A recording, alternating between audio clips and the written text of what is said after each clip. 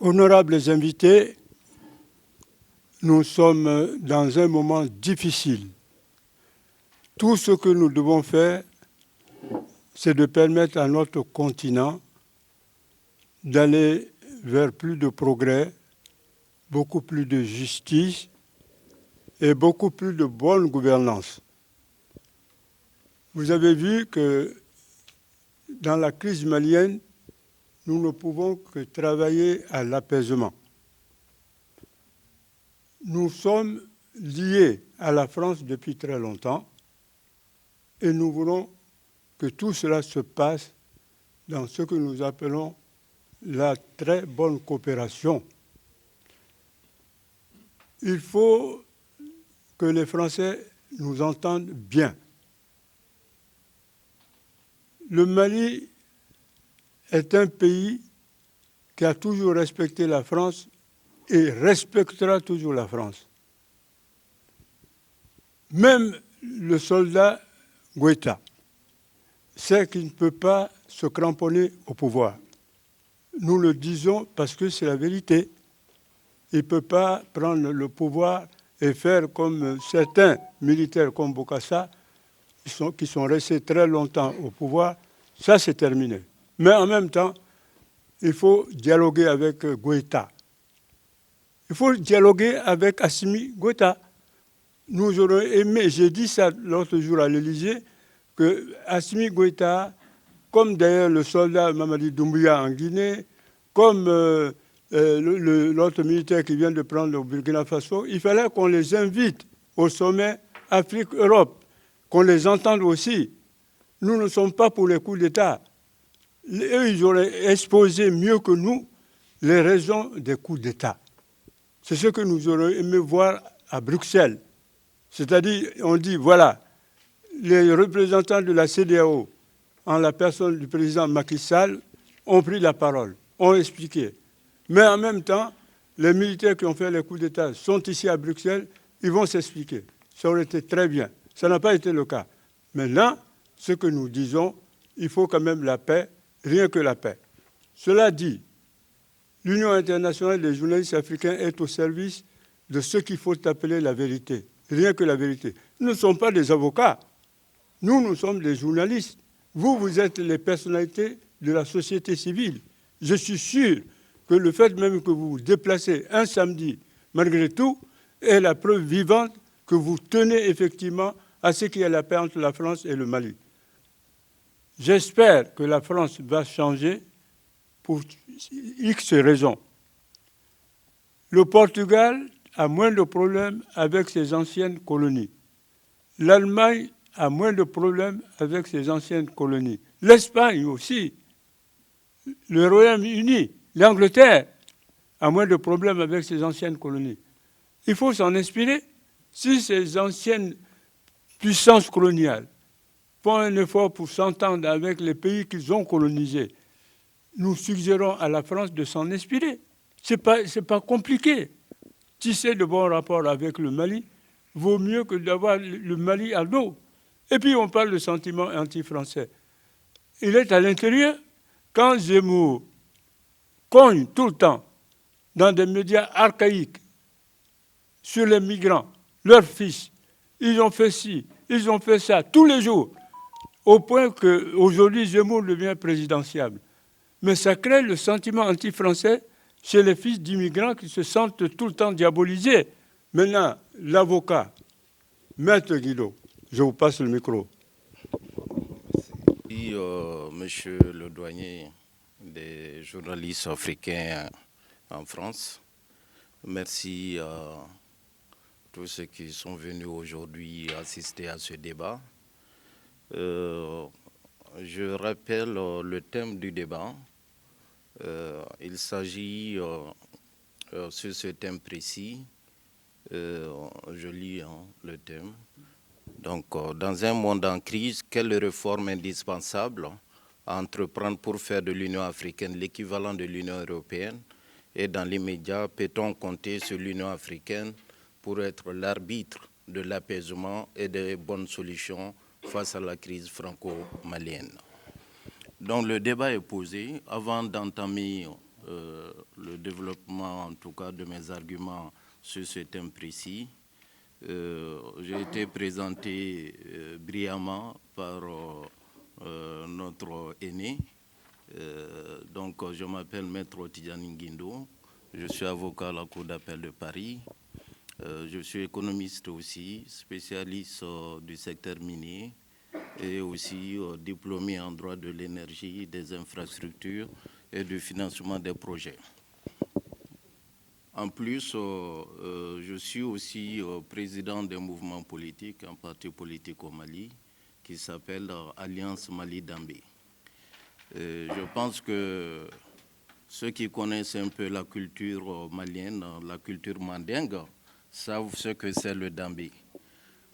En réalité, si vous maîtrisez en tout cas ce concept de Dambé, vous ne serez pas surpris de l'attitude actuelle du gouvernement malien, et notamment celui de la transition, le gouvernement issu de cette transition.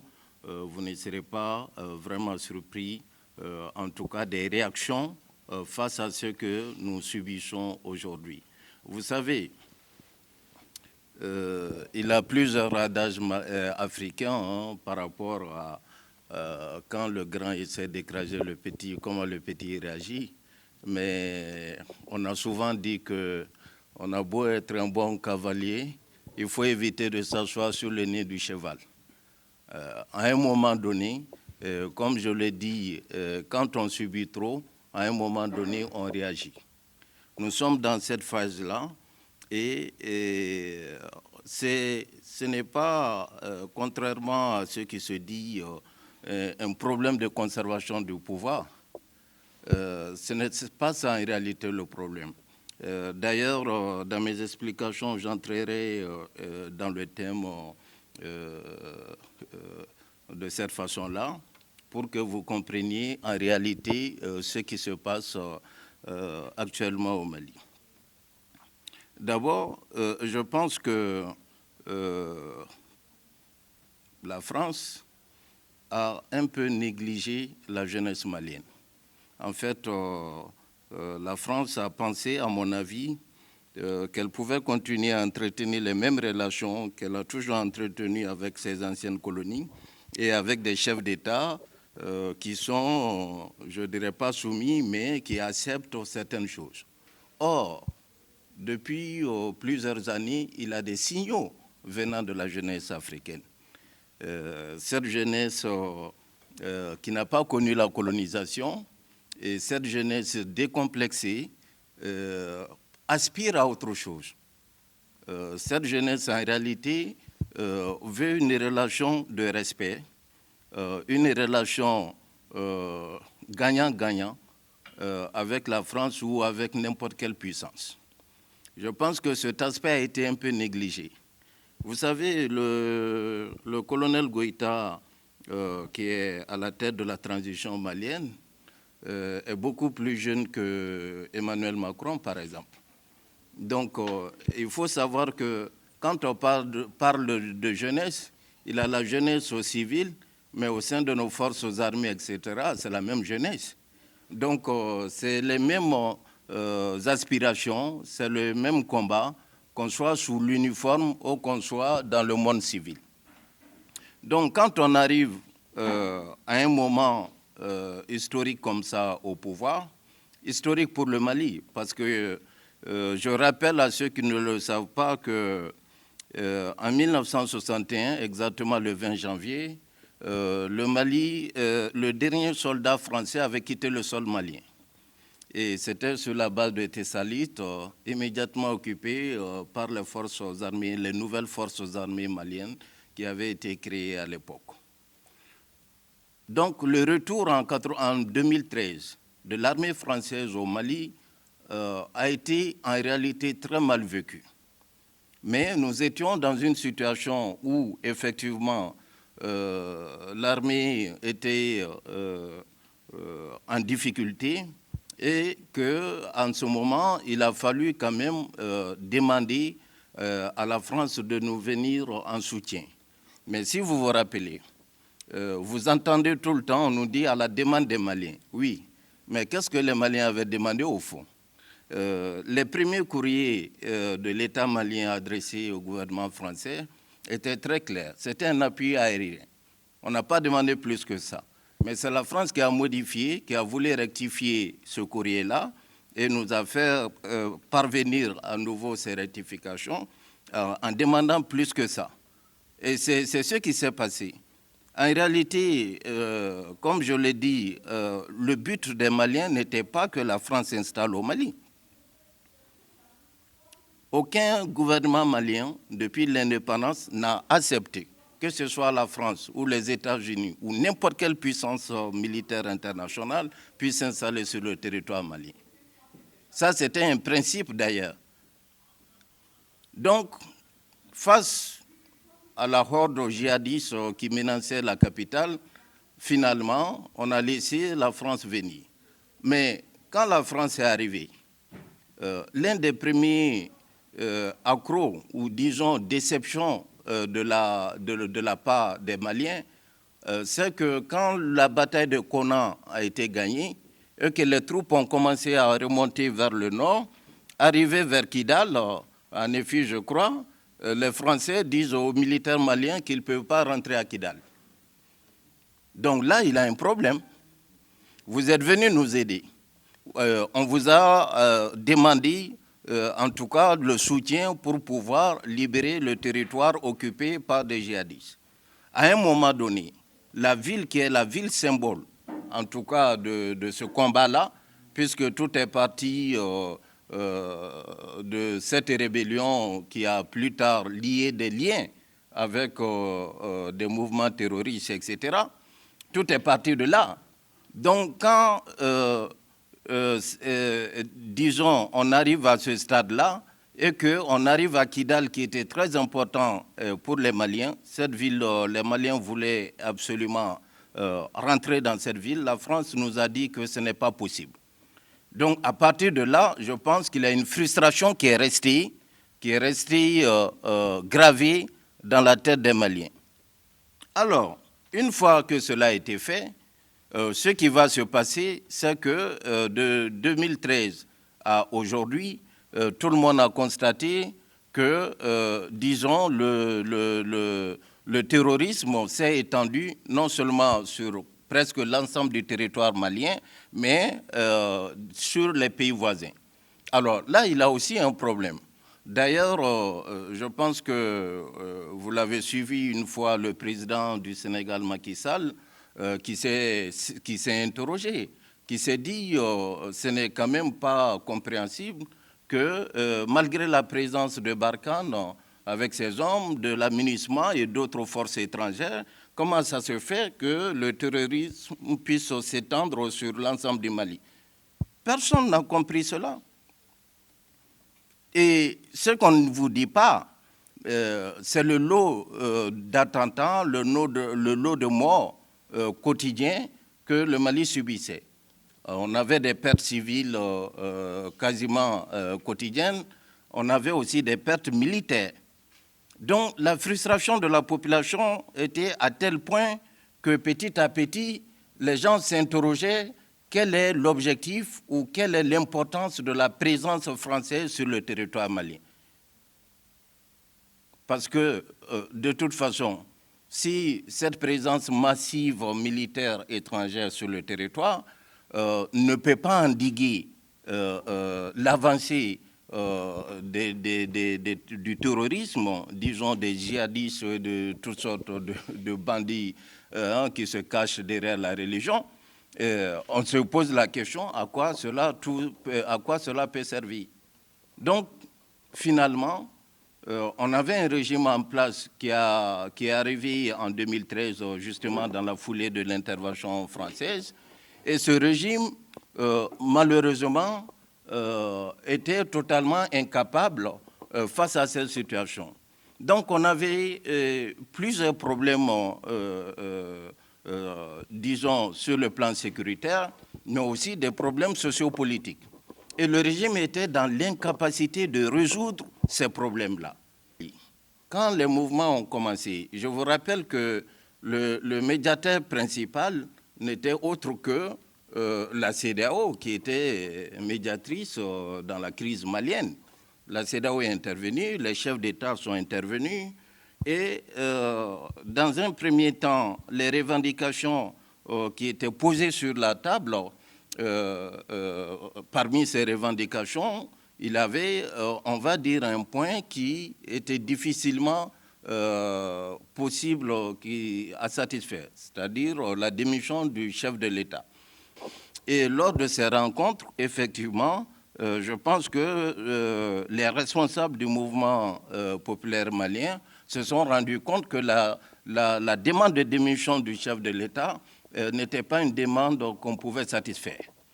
Et c'est en ce moment, effectivement, qu'ils ont eu l'intelligence d'évacuer cette partie-là et de venir sur une demande de dissolution du gouvernement, de l'Assemblée nationale, etc., mais surtout que le Premier ministre puisse être démis de ses fonctions. Et le chef de l'État de l'époque, M.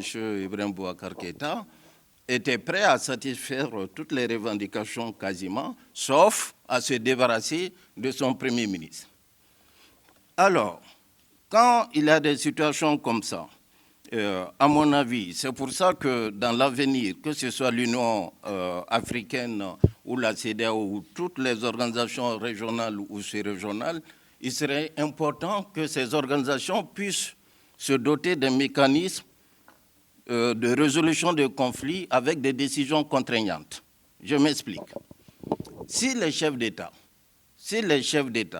avaient pris leur courage à deux mains pour dire au président Ibrahim Boubacar Keïta, écoutez, nous avons suivi tout ce qui se passe, vous restez au pouvoir, puisque vous êtes élu pour 5 ans, vous finirez votre mandat sans aucun problème, mais la seule revendication principale aujourd'hui, c'est la démission du Premier ministre. Donc nous vous demandons de démettre votre Premier ministre et de vous entendre avec les forces en présence, hein, l'opposition, société civile, etc., confondues dans le mouvement du 5 juin.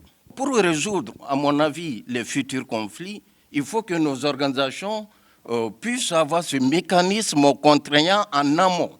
Il faut que les sanctions soient prévues en amont, en prévention d'une rupture possible de l'ordre constitutionnel. Vous savez, quand vous regardez un peu l'Union européenne quelque part, c'est ce qu'elle fait. Mais aujourd'hui, il est menace de sanctions contre la Russie, il y a eu d'autres sanctions d'ailleurs avant, etc. C'est en prévention d'un conflit. Si la CEDEAO avait un tel mécanisme, en disant, ben, écoutez, nous vous donnons un temps ou même sans délai, vous allez démettre votre Premier ministre. Si vous ne le faites pas, ben, vous serez sanctionné par la CEDEAO, vous et les membres de votre gouvernement. Je suis sûr que si cela avait été fait, on n'en serait pas là aujourd'hui. Pas monopoliser non plus la parole. Je passe évidemment le micro à notre ami Amadou Sylla, un très grand panafricaniste. Merci, doyen.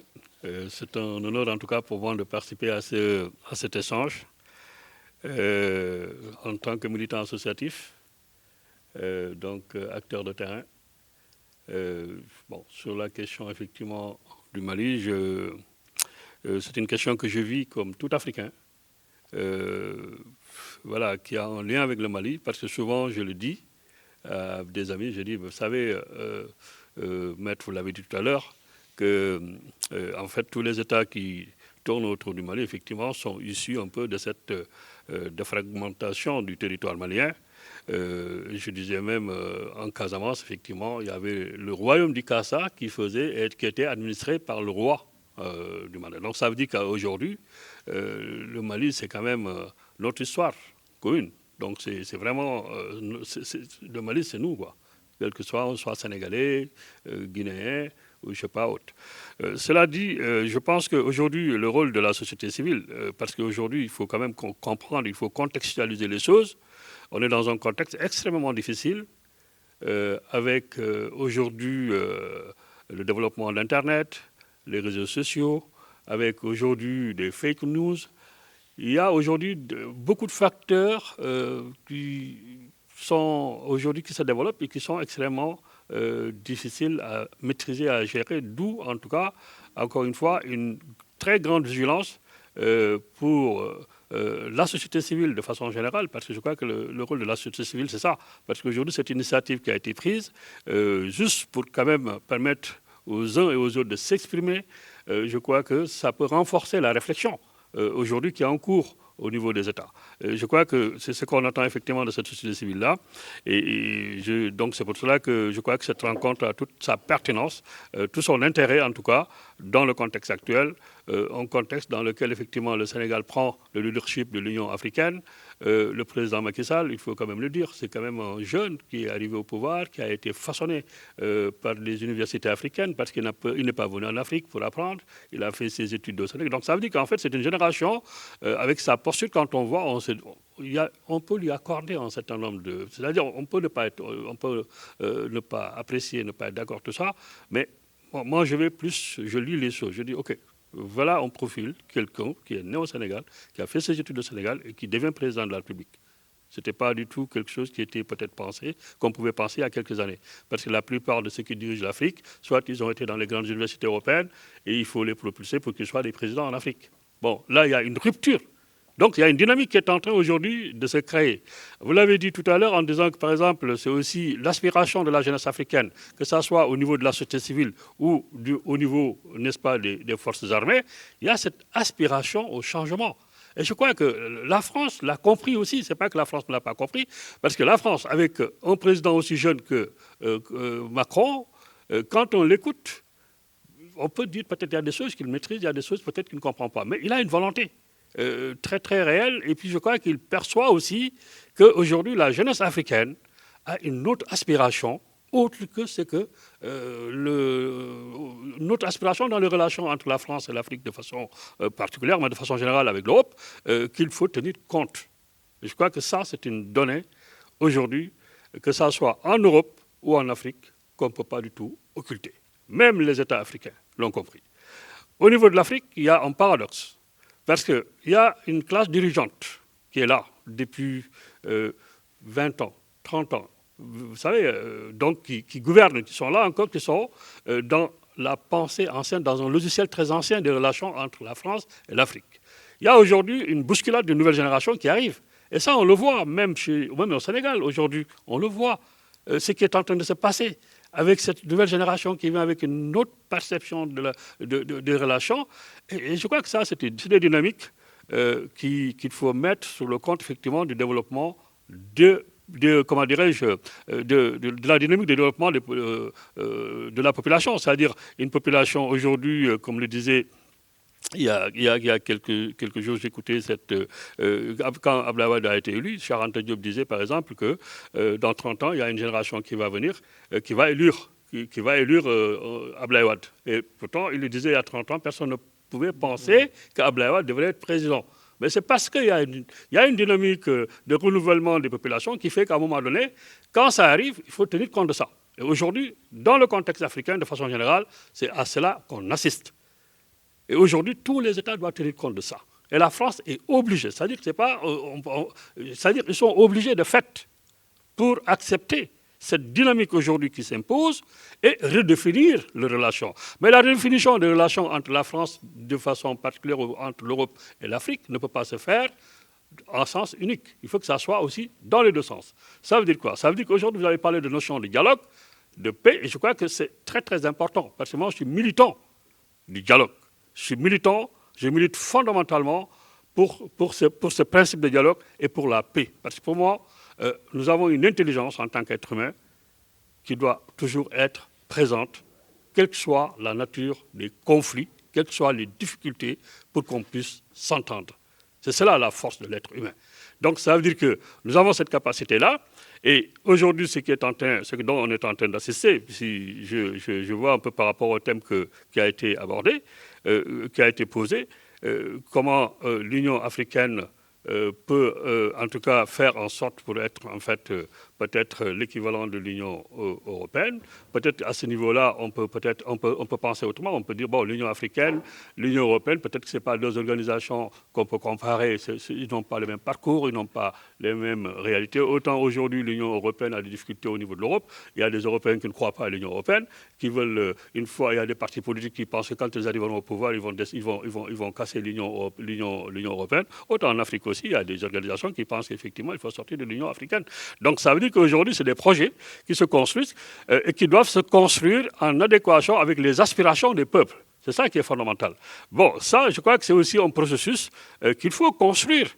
Ça prendra le temps qu'il faut, ça prendra en tout cas ça prendra le temps qu'il faut, mais il faut le faire avec beaucoup de pédagogie et en s'appuyant fondamentalement sur ce dont aspirent les populations, particulièrement ce dont aspire la jeunesse africaine.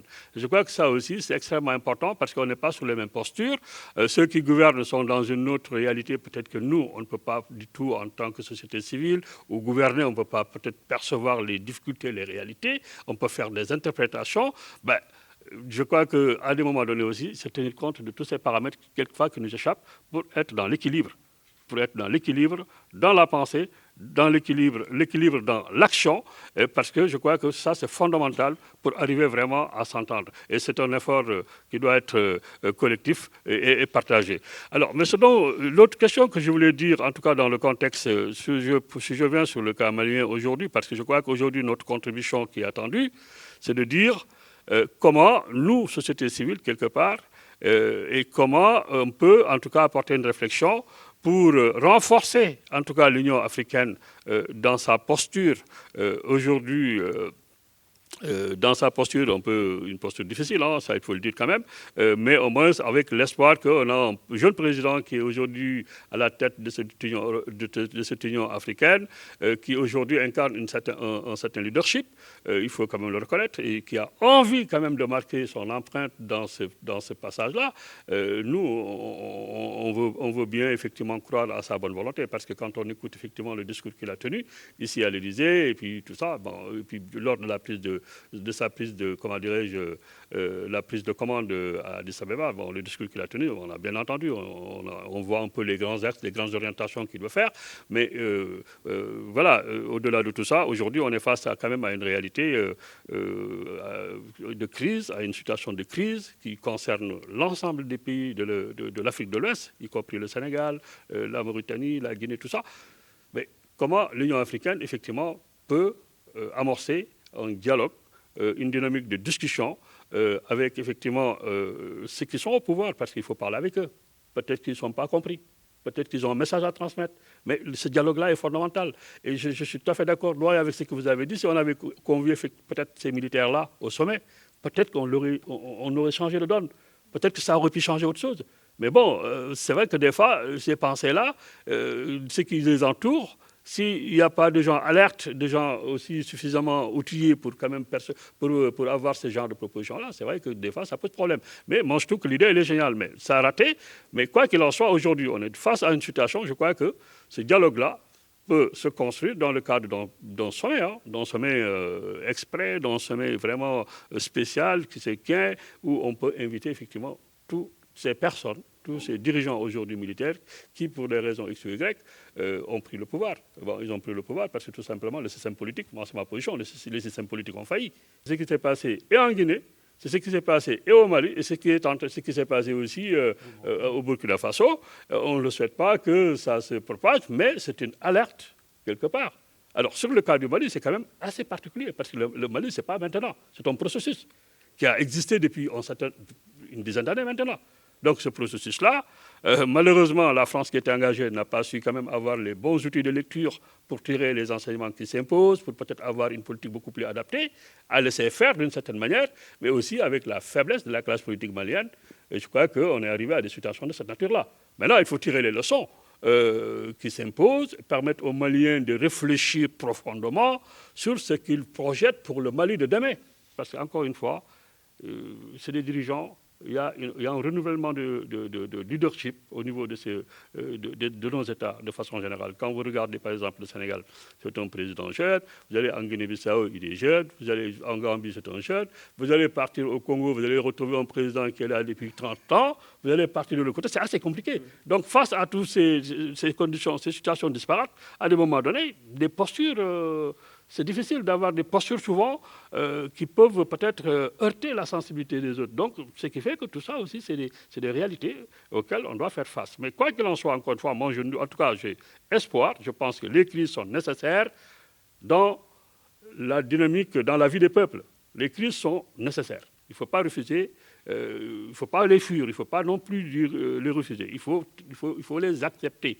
Mais il faut les accepter en très, très bonne intelligence et avoir une posture, en tout cas, constructive face à la crise. Et je crois qu'aujourd'hui, tout le discours qu'on devrait entendre, ce n'est pas un discours anti-français, parce qu'un discours anti-français, ça ne sert à rien du tout. On est là, dans cet instance-là, en train de nous exprimer en français, mais moi, j'aurais bien voulu quand même m'exprimer en bambara, en diaranka, des trucs comme ça, que tout le monde me comprend. Mais donc, avec la France, on a quand même une histoire commune.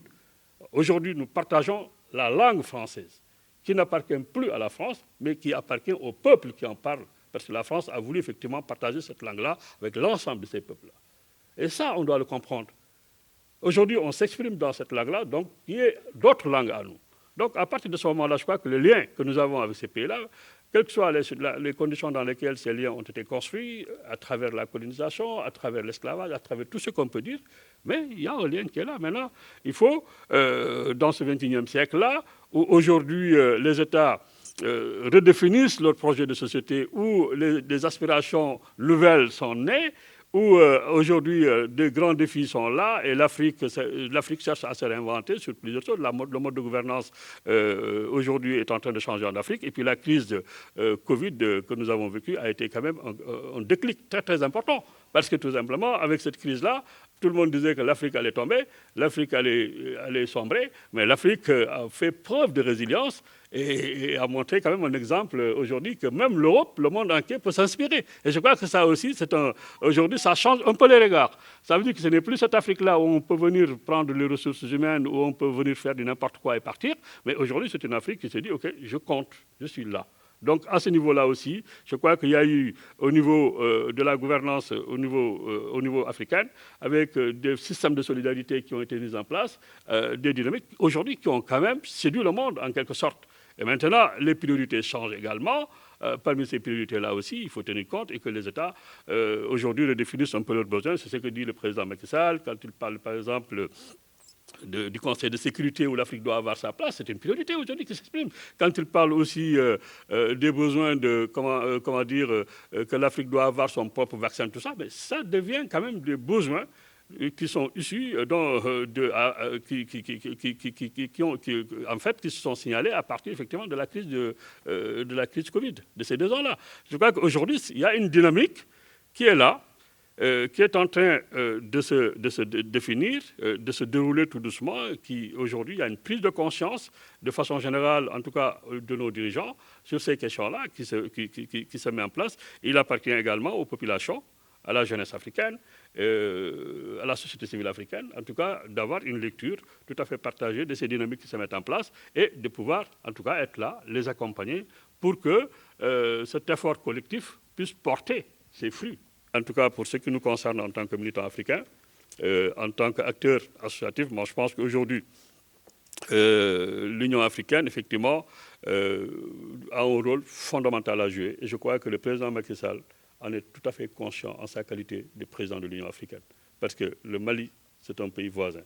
Le Sénégal ne peut pas aujourd'hui se stabiliser si le Mali se retrouve dans une situation de difficulté comme ça. Ça, c'est une conscience quand même réelle qui existe. Tous les Sénégalais le savent. Et je crois qu'au premier chef, le président de la République sénégalaise, donc je crois qu'aujourd'hui, tout le travail qu'on peut faire, c'est de l'amener effectivement, l'aider dans cette réflexion-là, dans cette dynamique-là, pour qu'il puisse avoir une posture en sa qualité de voisin avec le Mali, mais en sa qualité également de président de l'Union africaine, en montrant que là, il n'y a pas autre solution, il n'y a pas autre voie que, effectivement, de dialoguer.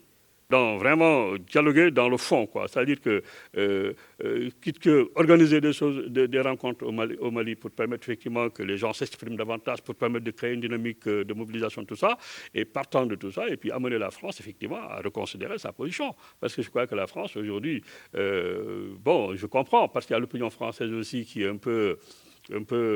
qui s'élève un peu contre effectivement la présence de la France. Donc les politiques français, à un moment donné, sont obligés de tenir compte de ce que l'opinion française dit, mais quelque part, je crois qu'il faut articuler ces décisions-là sur des bases beaucoup plus apaisantes. C'est-à-dire qu'il ne faut pas que ça soit vraiment un sentiment de dire « bon, ben, vous ne voulez pas de nous, on va partir ». Non, c'est un échec. Aujourd'hui, il y a des discours qui se tiennent. Et je crois que tous ces discours-là, il faut faire en sorte que ces discours participent dans le cadre de l'apaisement. C'est-à-dire qu'on ne peut pas humilier des gens parce que tout simplement, ils n'ont pas peut-être fait ce qu'ils devraient faire. Peut-être c'est une erreur, peut-être c'est une mauvaise lecture, peut-être, voilà, on ne sait pas dans quel contexte, effectivement, les choses se décident. Mais quoi qu'il en soit, on se dit que mais le peuple français a fait le sacrifice.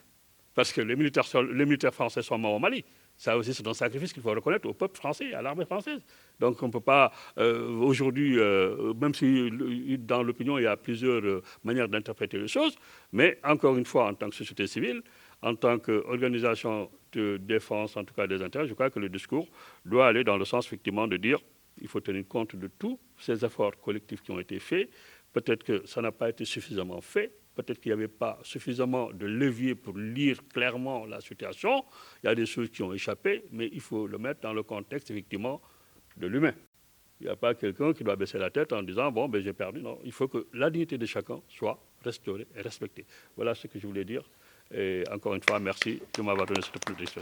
Effectivement, c'est pas évident d'être français aujourd'hui et de rester sans réagir face à ce qui se passe dans l'Afrique de l'Ouest. C'est pas facile de voir comment un pays comme le Mali, à qui on fait des reproches, à qui on risque de museler sa population, alors que la politique de la France n'a pas été toujours très cohérente, même si dans le discours est de combattre le djihadisme, même si le discours est de dire on vient vous soutenir, il y a une façon de soutenir, il y a une façon d'apprécier les choses qui n'est pas forcément au bénéfice des Maliens. Et c'est pas facile en tant que Français de rester sans réagir face à ça. Et effectivement, après la colonisation, après l'esclavage, vous l'avez cité, après toutes ces années de soi-disant indépendance, parce qu'on peut parler souvent de soi-disant indépendance quand on voit certains chefs d'État africains, il est temps aujourd'hui peut-être de se dire qu'effectivement, la jeunesse africaine, la jeunesse malienne, et pas seulement malienne, veut prendre les choses en main autrement. Et qu'il serait enfin temps d'en tenir compte. Hein. Moi, je soutiens, c'est vrai que j'ai une certaine idée, une certaine vision de l'Afrique, un certain espoir dans les peuples africains, qui fait que je soutiens depuis longtemps le travail de M. Camara et d'autres. Donc c'est pour ça que je suis là aujourd'hui. Alors, la présence des Français au Mali, est-ce que c'est une bonne chose ou une mauvaise chose? Moi, je garde un souvenir du Mali, c'est que deux journalistes, ah oui, Ghislaine Dupont et Georges, ils ont été tués à Kigali. Ils sont allés à Kigali. Et je crois que c'était peut-être à l'appel, à la demande du Mali, mais en allant là-bas pour travailler, pour faire ce travail vraiment et puis nous donner des informations, et ils ne sont plus rentrés, on les a tués. Et pourtant, ils n'avaient pas des armes, ils n'avaient même pas des pierres, mais ils sont morts là-bas. Qu'est-ce qu'on a fait d'eux? Il nous manque. Nous savons qu'il manque. Alors maintenant, nous avons vu que les Français sont au Mali depuis plusieurs années et que les Maliens continuent toujours à mourir, ils souffraient. Alors, est-ce que nous pouvons dire que la junte qui est au pouvoir a mal fait? Pourquoi doit-elle quitter le pouvoir donc, qu'elle a raflé maintenant sans avoir atteint le but? Bon, on dit qu'il fallait vite aller aux élections. Mais est-ce qu'on lui a donné les moyens qu'il faut pour qu'on organise les élections et puis qu'ils ont refusé? Je voudrais un peu que nous puissions réfléchir là-dessus. Et qu'est-ce que les Français veulent faire au Mali jusqu'à si ce n'est s'il n'y a pas vraiment quelque chose de caché. Parce que si c'est pour la sécurité des Maliens, on n'en a plus besoin. Par rapport à la mobilisation de la diaspora malienne en France pour l'amorce de dialogue. Donc on met beaucoup l'accent sur le dialogue. Alors ma question, ça va être comment est-ce que nous préparons la diaspora malienne, aussi nombreuse sur le territoire français, à pouvoir être en avant-garde de la sensibilisation et de la mobilisation de la jeunesse malienne pour initier ce dialogue parce que quand on regarde les réseaux sociaux et tout ça, le développement de anti-français est vraiment ardu sur le territoire malien. Et si on observe aussi, il va sans dire que c'est aussi sur le territoire français. Or, entre la France et le Mali, c'est une question d'histoire. On dirait même que c'est une question de l'éducateur qui, à un moment donné, n'accompagne pas son sujet, comme moi je dirais, l'accompagnement rapproché. Il est distancé et qu'est-ce qui se passe? La question, je la repose, quelle est la position de la diaspora malienne, parce qu'il y a comment on appelle, le Conseil supérieur des Maliens de l'extérieur, qui est géré donc par... qui est identifié et qui est connu d'ailleurs au niveau, n'est-ce pas, des organisations de solidarité internationale. Et ici, en l'occurrence le Forum, comment est-ce qu'on peut amener cette diaspora justement à conjuguer avec les autres diasporas africaines? Parce que ça se passe au Mali, ça au Burkina Faso, ainsi de suite. Maintenant, on demande l'intervention, n'est-ce pas, du président ghanéen et le président Macky Sall. Et puis, je crois que si on ne commence pas déjà par associer, n'est-ce pas, la diaspora africaine et cette diaspora qui est bien organisée, parce que justement, si on remarque que cette diaspora contribue au développement économique, n'est-ce pas, de leur pays, à partir de ce qu'eux, ils envoient, on se dit, mais cette diaspora peut être prise en compte par rapport à ce qu'il faut pour amorcer le dialogue. Simplement, je constate, et Robert Fopal l'a évoqué, que les relations que nous entretenons depuis très longtemps, vous en êtes témoin, avec les diasporas africaines en France, je note très bien depuis quelques semaines, peut-être depuis quelques mois, des phénomènes de distanciation. Voilà. Je ne vais pas être plus précis parce que je ne peux pas l'être, mais des phénomènes de distanciation. Je prends par exemple une diaspora que vient d'évoquer Robert Foppa, malienne. Nous avions d'excellentes relations avec en Afrique. Donc voilà, ce que je voulais noter, c'est que des relations qui étaient anciennes, historiques, globalement amicales évidemment, sont devenues plus prudentes, plus réservées et plus plus délicates. C'est tout ce que je voulais dire. Et nous travaillons de notre côté à revenir, à les rendre moins délicates, à passer de la circonspection à la relation cordiale et amicale, c'est un peu à remonter le courant, parce qu'il faut bien dire que le courant nous entraîne tous les jours dans une direction qui, à mon avis, n'est pas très bonne. Donc il faut essayer de remonter le courant. Je prends un ou deux exemples sur lesquels, dans le cadre du partenariat africain, on n'a pas lieu de changer d'avis. C'est par exemple les politiques d'assistance aux bibliothèques dans certains pays d'Afrique. Je pense surtout à l'océan Indien, parce que c'est ce dont je m'occupe plus particulièrement, les Comores, la Somalie, le Madagascar, évidemment. Voilà. Donc il y a une politique du livre, il y a des bibliothèques. Eh bien, quelle que soit l'évolution des relations politiques, militaires, sécuritaires ou religieuses, il y aura toujours, je pense, nécessité culturelle de d'alimenter, par exemple, des bibliothèques qui sont utiles aussi bien pour des élèves infirmières que pour des lycéens, que pour toutes sortes de professions. Voilà. Et que si on ne le fait pas, la nature ayant horreur du vide, eh bien peut-être que les Chinois le feront, les Russes. J'aime bien les uns et les autres, mais je préfère pour ma part que ce soit quand même la culture française qui reste présente.